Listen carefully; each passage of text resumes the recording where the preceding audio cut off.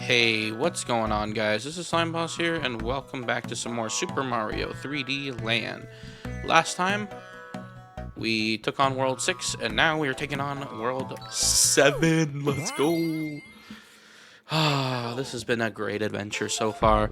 Oh, hey, this level. Finally get to show this off. I've been waiting for this moment for a very long time. Never actually explored back here. So, oh, hey. Didn't know you were here. Cool. Well.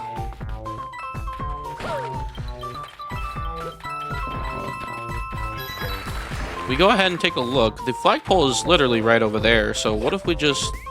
Yeah, we literally just can.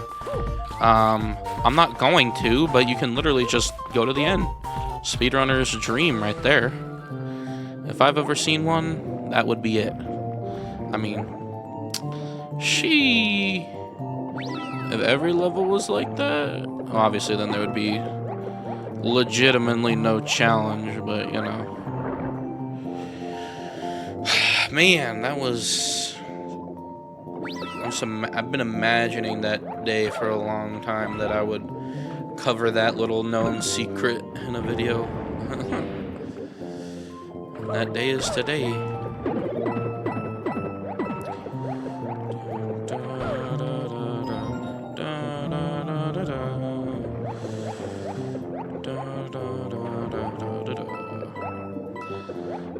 Man, I would assume the way the coins are,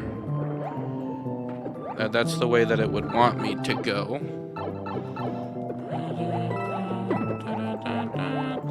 Oh, this is nothing apparently.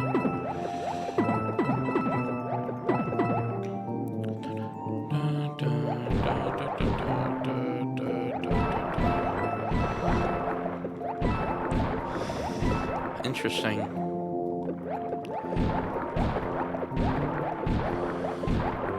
Bruh. Fuck it, no coin left behind. Whatever. I've never done that before in any of my own personal playthroughs, and that was completely by accident. Okay. Okay, that's nothing.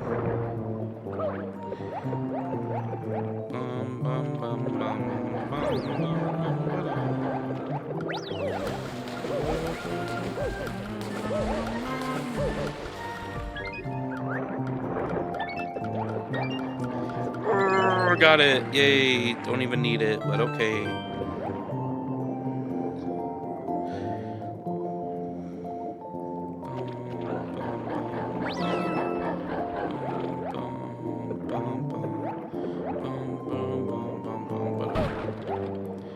There's the one up in there. Where are my star coins?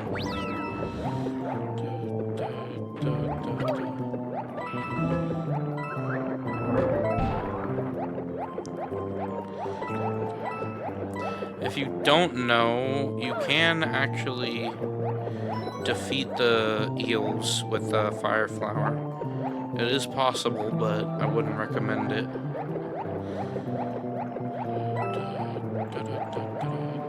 Oh, shit. Oh, there's a clock there. Good to know.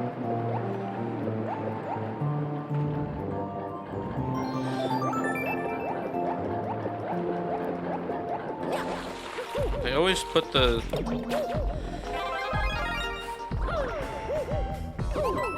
always put the star coins just so close to each other sometimes.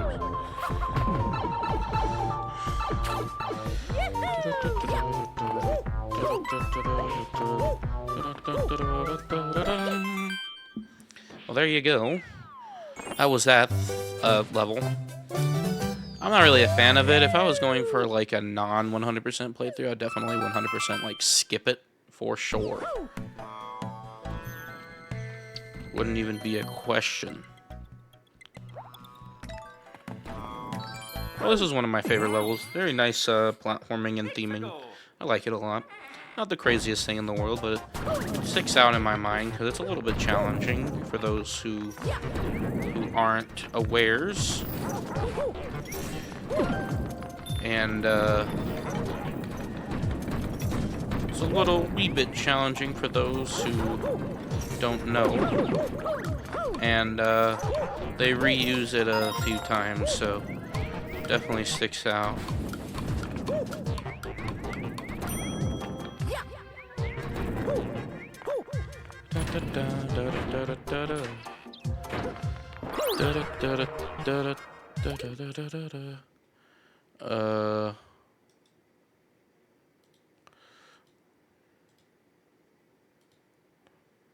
What?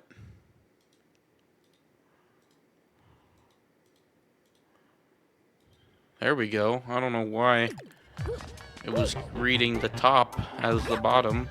I don't know how long it was doing that for. Apologize for that. It's a little weird. Stop you. I hate you. Stop giving me that.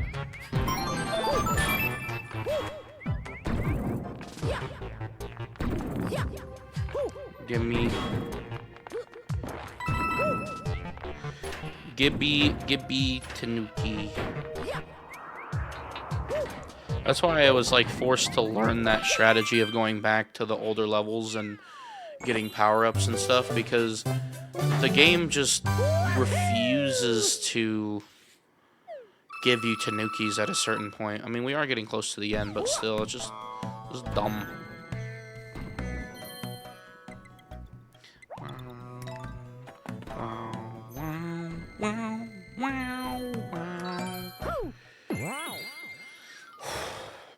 I know a lot of like older Let's Players, like when they did games like this, like way back in the day, they would talk about, oh, like whatever, like, oh yeah, did you guys see the Wii U announcement? Like, damn, that was sick. Like, I can't wait to be playing the new 3D Mario game on that thing. Whereas now it's like, I mean, what do you guys want me to talk about the Switch 2? Again, like if you go back and try to watch those series, like the commentary is just so, like it made sense for the time, but now it is just so bad because they can't. They're talking about things that are relevant to the time, and it's like, what do you guys want me to do? Talk about the Switch 2 and how I like the Switch 2, and I think the Switch 2 is going to be great, and I want to play the next 3D Mario on that thing. And it's like, I kind of did at the beginning of the Let's Play. It was like, oh yeah, it's Mario's 40th anniversary at the time of recording this, and it's like, it's just going to severely date my videos, like, by a long shot. Like, my videos, like, I mean, to be fair, it's probably the same as my other videos, like my other, oh my god, like my other, like, Let's Plays, like, back in the day and stuff, but, like, still, it's just, like, how do you not date a Let's Play? I don't know how not to do it, unless, like, the videos are just so jam-packed full of, like, knowledge and stuff, and it's, like, one, I don't think I have enough nearly enough information for that. And two, we like kind of front-loaded a lot of the information. And more information is to come because there are different secrets and stuff that I have yet to mention, and either I'm saving it for a bonus video, or you know, another future video where it's, you know, a little more relevant. The Toad Brigade, but not really the Toad Brigade. Thanks, Todd Brigade. Thanks, Todds. Oh god.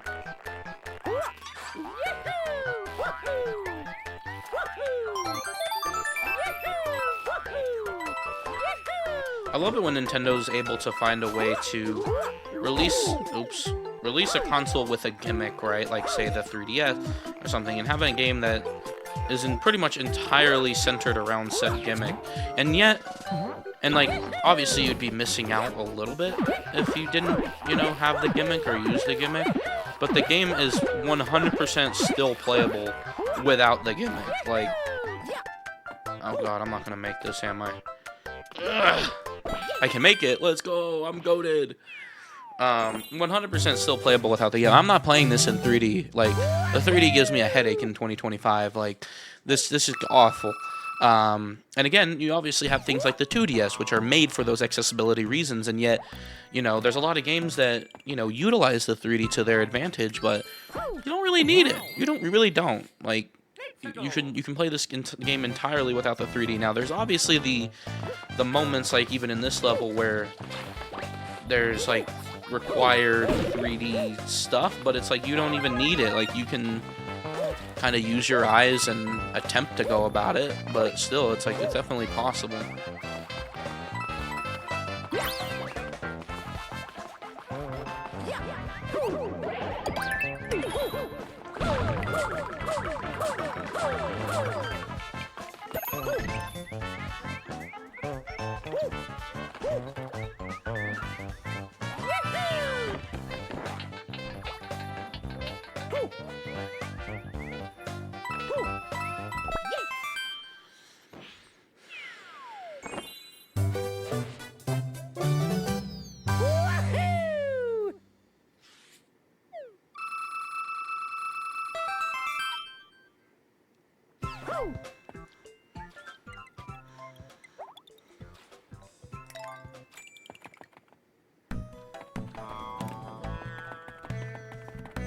Now, unfortunately, there's still games like, you know, Wii Sports that are unfortunately like unplayable without motion controls, but I mean, there are ways to circumvent that. Unfortunately, they're not official ways, but I mean, sure, like there are ways to play Wii Sports without motion controls. I'm like 100% sure that that's possible.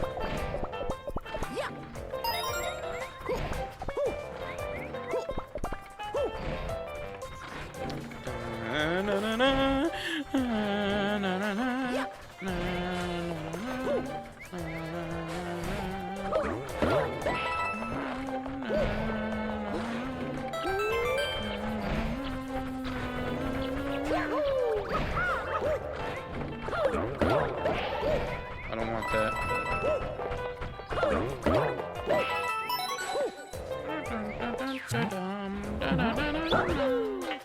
They need to bring back this style of level, because it's like it's only ever been in this game and like Mario 64, I think.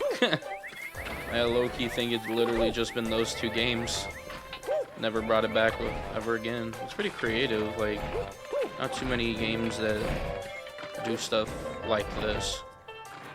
And this is like one of the more actually like tactile levels in the game, where everything sort of like actually fits within the world that it's in. Like, you know, having, you know, clock and all the platforms sort of turn to the ticking of the clock, right? And it's like actually built into the level. Whereas, I don't know, other levels, like the one floating block level where it's just literally floating blocks and nothing else. This one's a good one too. It kind of reminds me of Mario. I just didn't jump, I guess? I don't understand. I feel like my B button's giving out. It's been good to me mostly, but there's been a few times where it just doesn't want to jump for some reason. As I was saying, this level reminds me of Mario Galaxy 2. Pretty sure there's a level in there that has to do with the saws. Was it Puzzle Point, maybe? I think maybe it was Puzzle Point. It's just, like, in Mario Galaxy, like, it makes more sense to have, like, just random floating blocks, but it was cool because they gave context to those random floating blocks, right? Because they were floating in space, and they somehow made really cool, like, space controls, like, where people, you know, you're able to go around the planet, right, and actually have gravity be affected by that, right? Whereas now in this game, it's just floating blocks for the sake of floating blocks, and there's no gravitational pull or anything. It's just nothing. It's just like these like the level mostly is pretty tactile, but like the reason why these blocks are gonna stop and fall is because they were randomly hit by the plastic plank. Like, I don't understand.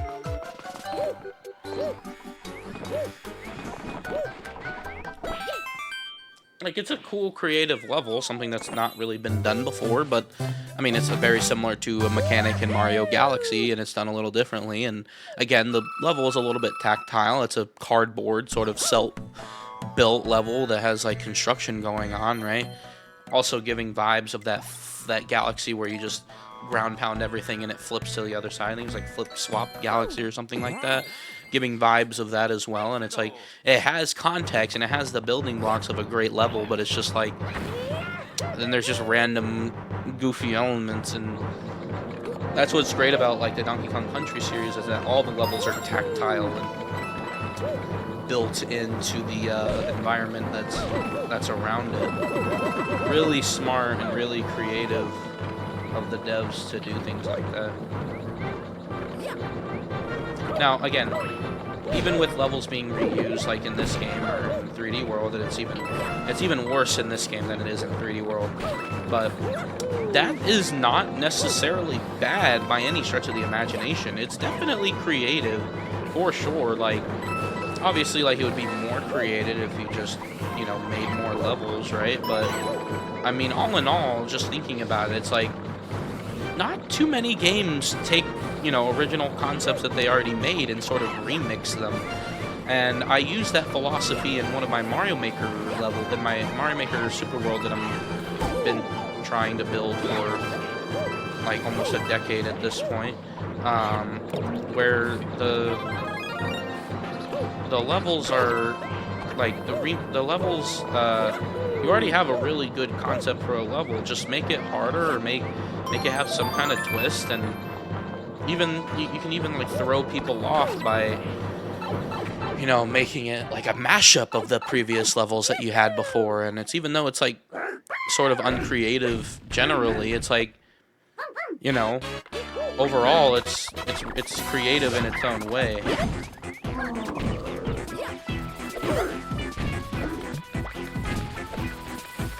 Here's something that's really creative.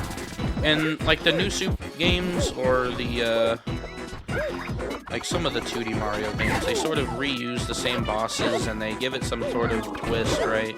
Where, they have some extra power up or extra something, that extra little... How did that hit me exactly? I'm pretty sure he was going away from me, but whatever. Whereas this time, the difference here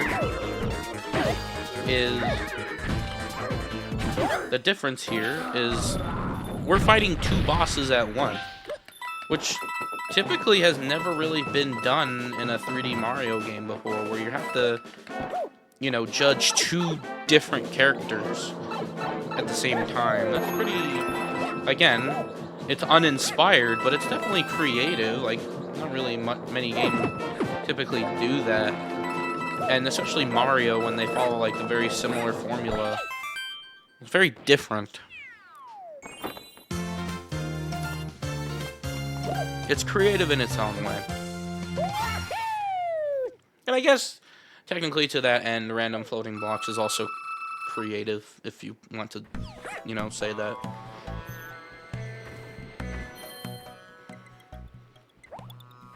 Anyways, thank you guys so much for watching. If you guys enjoyed this video, and as you can see from the bottom screen, next time we're going to be taking on the final boss. See you guys then. Bye-bye!